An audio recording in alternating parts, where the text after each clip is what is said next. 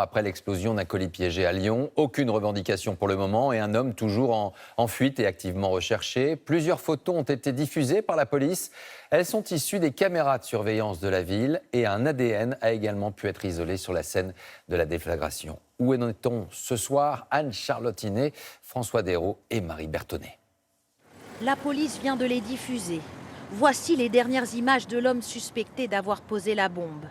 On le distingue cette fois sur son vélo. Selon l'appel à témoins, il est considéré comme un individu dangereux. Sa traque a débuté ici, sur les bords du Rhône, quai Claude Bernard, là où les caméras de vidéosurveillance captent pour la dernière fois l'image de l'homme à vélo.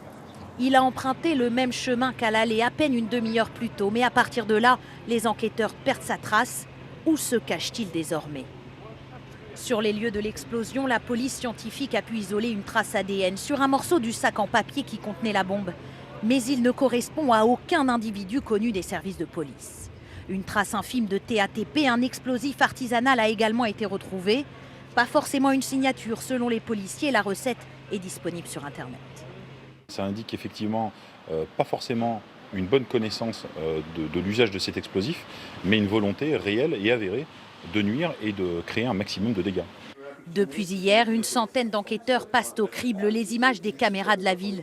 Des dizaines de témoignages de riverains ont déjà été recueillis. C'est en général une heure où il y a beaucoup de personnes qui sont là. Je viens de rencontrer un couple. Ils me disaient que leurs enfants étaient au square. Donc vous voyez, théoriquement, on devrait pouvoir trouver un certain nombre de témoignages. Ce soir, la traque se poursuit. Dans tout le centre de Lyon et autour des lieux de l'attaque, les forces de l'ordre ont été déployées en nombre. Plusieurs rassemblements, dont celui des Gilets jaunes, étaient prévus aujourd'hui. Objectif, renforcer la sécurité en ville, au moins jusqu'à ce que le poseur de bombes soit interpellé.